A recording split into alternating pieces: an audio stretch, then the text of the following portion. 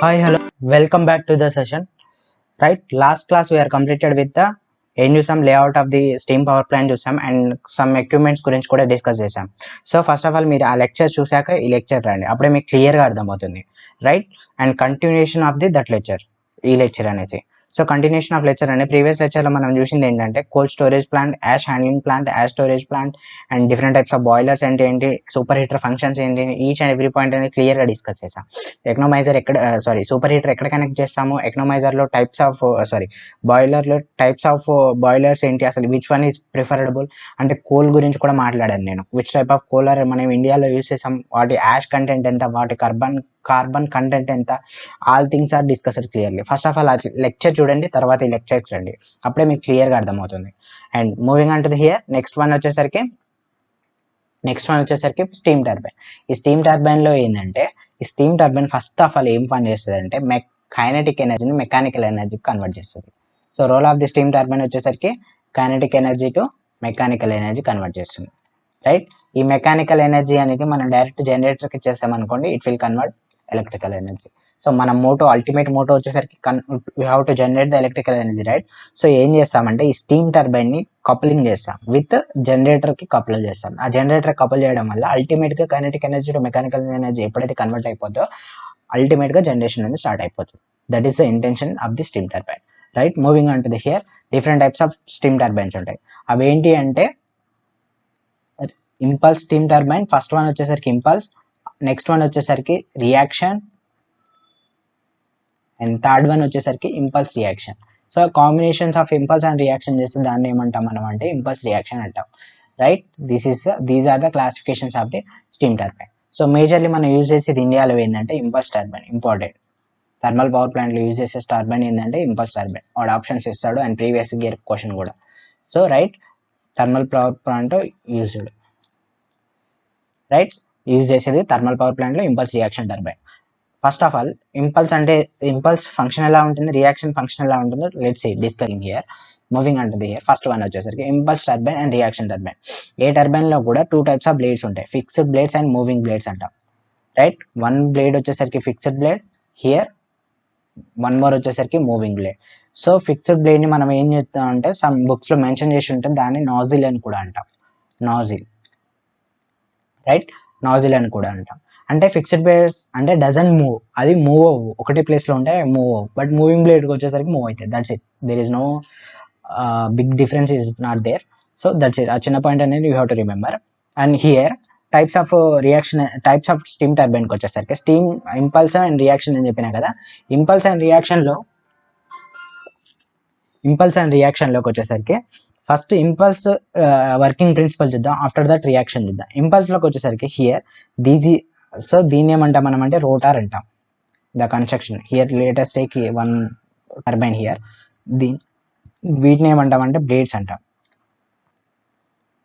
Right, blades అంటాం. So ఇక్కడ నేను ఏం చేస్తున్నా అంటే స్టీమ్ని ఈ బ్లేడ్స్ మీదకి ఫ్లో చేస్తున్నా.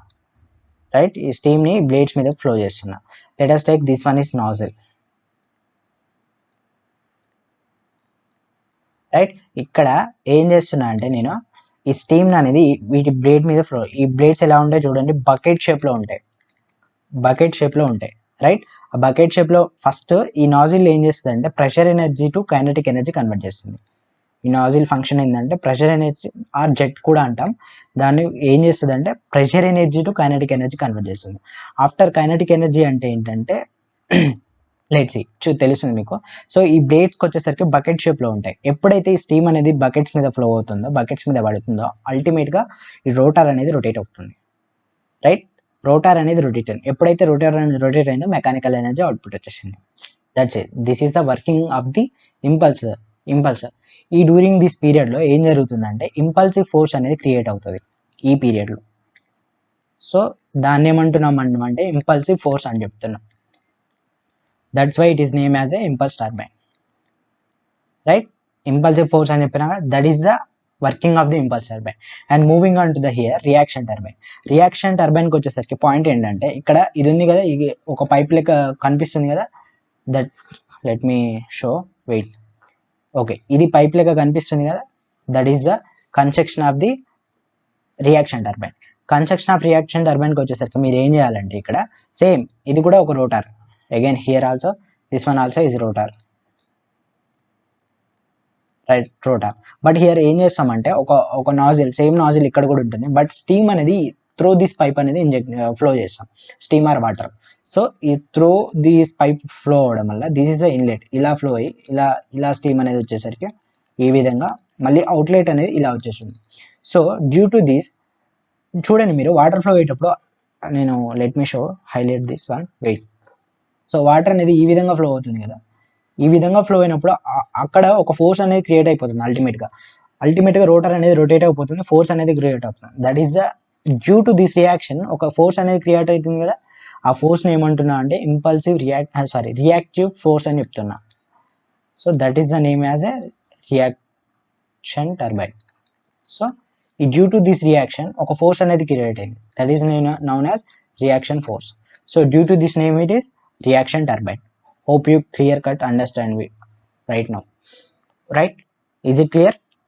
And moving on to the here combinations of both ఈ రెండింటిని కాంబినేషన్ వచ్చేది ఇంపల్స్ రియాక్షన్ టర్బైన్. సో వీటి గురించి మనకు అంత అవసరం లేదు, దీని గురించి జస్ట్ మనం థర్మల్ పవర్ ప్లాంట్లో యూజ్ చేస్తామన్న పాయింట్ గురించి you have to remember. And working of the impulsive and reaction, impulsive force అనేది ఎలా క్రియేట్ అయింది, రియాక్షన్ ఫోర్స్ అనేది ఎలా వచ్చిందో అన్న point you have to remember, right? Moving on to the next one, economiser. Economiser వచ్చేసరికి ఇది ఏం చేస్తుంది అంటే, ఫస్ట్ ఆఫ్ ఆల్ ఇది యాక్సిలరీ ఎక్విప్మెంట్ అని చెప్పొచ్చు, నెసెసరీ కాదు యాక్సిలరీ అని చెప్పొచ్చు మనం. ఎలా యాక్సిలరీ అంటే, so let me change colour. So this is one auxiliary equipment. Auxiliary అంటే తెలుసు కదా, ఎడిషనల్ అనమాట. సో ఎడిషనల్ ఎక్విప్మెంట్ అని దీన్ని ఎందుకన్నా అంటే, without this thermal power plant work అవుతుంది, but it will take some time or it will take extra fuel, it will take some efficiency, low efficiency అనేది క్రియేట్ అవుతుంది. It will without this economiser it can work, thermal power plant అని work అవుతుంది. That's why I'm saying auxiliary equipment. So ఇదొక auxiliary equipment. ఈ economiser ఏం చేస్తుంది అంటే, from the నేను ఏం చెప్పిన, ఫస్ట్ ఆఫ్ ఆల్ బాయిలర్ను మనం కోర్లు బంద్ చేసేటప్పుడు 3 types ఆఫ్ రిక్వైర్మెంట్స్ కావాలని చెప్పిన. ఏంటంటే ఒకటి వాటర్, ఒకటి ఫ్యూయల్, ఇంకోటి వచ్చేసరికి ఎయిర్ అని చెప్పిన. సో వాటర్ అనేది ఎందుకంటే వీ హ్యావ్ టు స్టీమ్ అనేది అవుట్లెట్ ఫ్లో అవ్వాలి, రైట్? ఆ స్టీమ్ అనేది ఎలా వస్తుందంటే from the water only you can get. So మనం ఏం చేస్తున్నాం ఇక్కడ వాటర్ని టర్బైన్ డ్రమ్లో, నేను ప్రాక్టికల్గా ఎలా ఉంటుందో చూపిస్తాను, ఆ లేఅవుట్ కూడా రెడీ చేస్తున్నాను, ఫర్దర్ క్లాసెస్లో మీకు వస్తుంది అది కూడా. సో ఈ ఎకనామైజర్ ఫంక్షన్ ఏంటంటే, డ్రమ్లో ఆ స్టీమ్ డ్రమ్ అదే బాయిలర్ డ్రమ్లో వాటర్ని ఏం చేస్తుందంటే ఎకనామైజర్ ఇంకా బాయిలర్లో పంపించే ముందు హీట్ చేస్తుంది అనమాట.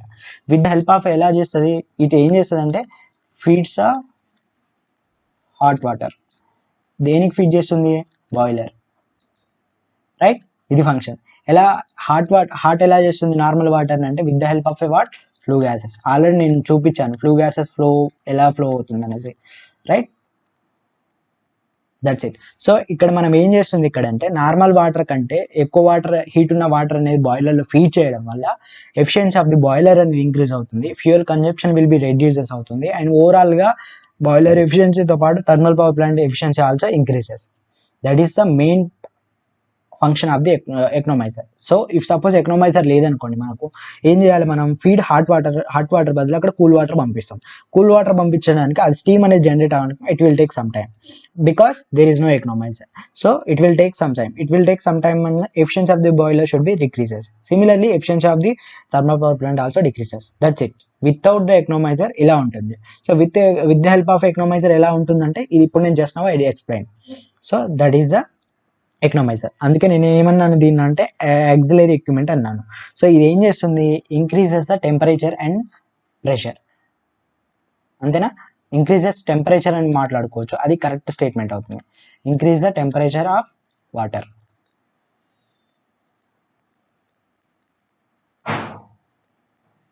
right? This point you have to remember. Inside the boiler general economizer, inside pressure ఎంత ఉంటుందంటే మోర్ దెన్, ప్రెషర్ గురించి మాట్లాడగలే కదా, more than 70 kg per centimeter ఉంటుంది, centimetre square. So you have to remember, first point ఏం గుర్తుపెట్టుకోవాలి మీరు ఇక్కడ అంటే, ఎకనామైజర్ దగ్గరికి వచ్చేసరికి ఇది అనేది ఒక యాక్సిలరీ ఇంప్లిమెంట్. ఇది ఫీడ్ హాట్ వాటర్ని ఫీడ్ చేస్తుంది. ఎలా హాట్ చేస్తుంది అంటే, with the help of flue గ్యాసెస్ని హాట్ చేస్తుంది. అండ్ వన్ మోర్ పాయింట్ వచ్చేసరికి మీరు you have to remember here, increases the temperature of the temperature of the water, and inside the economiser pressure ఎంత maintain చేస్తుందంటే more than 70 kg per centimeter. This point you have to remember, right? This is regarding the economizer. Moving on to the next one, this is also another auxiliary equipment. So with the మనం ఏం just నేను చెప్పాను కదా, auxiliary equipment మనం ఎలా define చేయొచ్చు అని. Auxiliary equipment అయితే అంటే నాట్ నెసెసరీ, అడిషనల్గా మనం పెట్టుకున్నాం అనమాట. So another auxiliary equipment, right. In the name అది ప్రేయర్లోనే ఉంది చూడండి, ఎయిర్ ప్రీ హీటర్. ఎయిర్ని ఏం చేస్తుంది అంటే ప్రీ హీట్ చేస్తుంది. అంటే హీట్ నార్మల్ ఎయిర్ మనకు ఏం చెప్పినా ఫస్ట్ త్రీ రిక్వైర్మెంట్ నేను జస్ట్ నాకు చెప్పినా కదా, ఏంటండి బాయిలర్లో fuel and one more water and one more వచ్చేసరికి ఎయిర్. సో ఎయిర్ కావాలి కదా, ఈ ఎయిర్ని ఏం చేస్తుంది అంటే ఎయిర్ ప్రీ హీటర్ అనేది ఫీడ్ హాట్ ఎయిర్ని ఫీడ్ చేస్తుంది అంతే. అక్కడ హాట్ వాటర్ని ఫీడ్ చేస్తుంది, ఇక్కడ ఇది వచ్చేసరికి హాట్ ఎయిర్ని ఫీడ్ చేస్తుంది. Hot air from atmosphere, so atmosphere నుంచి ఎయిర్ తీసుకొని ఇది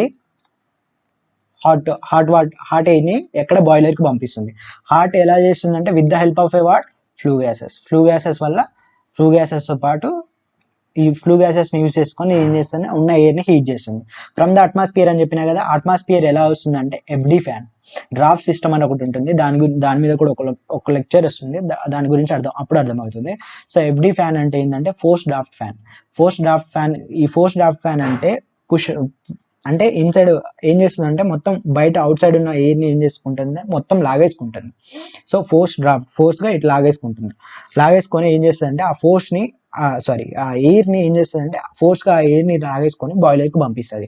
సో నార్మల్గా పంపించడం కంటే ఏం చేయాలంటే with the help of flue గ్యాసెస్ని తీసుకొని ఆ ఫ్లూ గ్యాసెస్ వల్ల ఆ పంపించే ఎయిర్ని ఏం చేస్తుందంటే అక్కడ హీట్ చేసుకొని హీట్ అయిన తర్వాత ఎయిర్లోకి పంపిస్తుంది, బాయిలర్కి పంపిస్తుంది. బాయిలర్కి పంపించిన తర్వాత ఏం చేస్తుందంటే బాయిలర్ ఎఫిషియన్సీ అనేది ఇంక్రీజ్ అవుతుంది. బాయిలర్ ఎఫిషియన్సీ అనేది ఇంక్రీజ్ అయితే బాయిలర్ అల్టిమేట్గా ఫ్యూయల్ కన్జంప్షన్ అనేది వెరీ డిక్రీజ్ అయినట్టు, and overall efficiency of thermal power plant అనేది ఇంక్రీజ్ అయినట్టు. These 3 points are common for both economiser and air pre heater. And similarly super heater గురించి కూడా మనం ప్రీవియస్ మాట్లాడుకున్నాం. ఈ 3 కామన్ పాయింట్స్ వచ్చేసరికి ఏవి కామన్ పాయింట్స్ అంటే first decreases of fuel consumption and increases the boiler efficiency and third point వచ్చేసరికి increases the thermal power plant overall efficiency. So ఈ 3 points అనేవి కామన్ ఉంటాయి చూడండి, అబ్జర్వ్ చేయండి. సో ఈ 3 points వచ్చేసరికి మేజర్లీ సూపర్ హీటర్ కంటే ఎయిర్ ప్రీ హీటర్ ఎకనామైజర్కి అయితే కామన్ ఉంటాయి. సూపర్ హీటర్కి అడిషనల్గా ఇంకో పాయింట్ కూడా ఉంటుంది, అది ఎరోషన్ అనేది రెడ్యూస్ వస్తుంది, ఆ పాయింట్స్ అనేవి ఉంటాయి. These are the regarding the air pre heater and economiser and first steam turbine and different types of steam turbine. And you have to remember here 3 points here. So ఏంటి ఇప్పుడు నువ్వు discuss చేసిన దాంట్లో 3 points you have to remember means what. So thermal power ప్లాంట్లో use చేసే steam turbine that is impulsive reaction turbine, right. Steam turbine function ఏంది, kinetic energy to mechanical energy convert చేస్తుంది.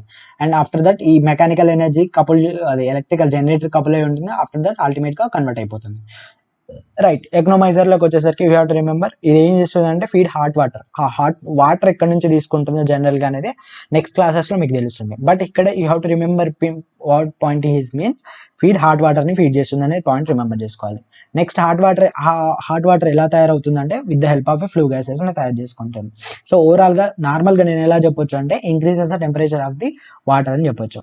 So inside the economiser pressure ఎంత maintain చేస్తుంది అంటే 70 kg/cm², right. ఇది ఒక auxiliary equipment. And moving on to the air pre హీటర్లో నువ్వేం గుర్తుపెట్టుకోవాలంటే feed hot air, ఆడ water ఇడ air, name it self is air.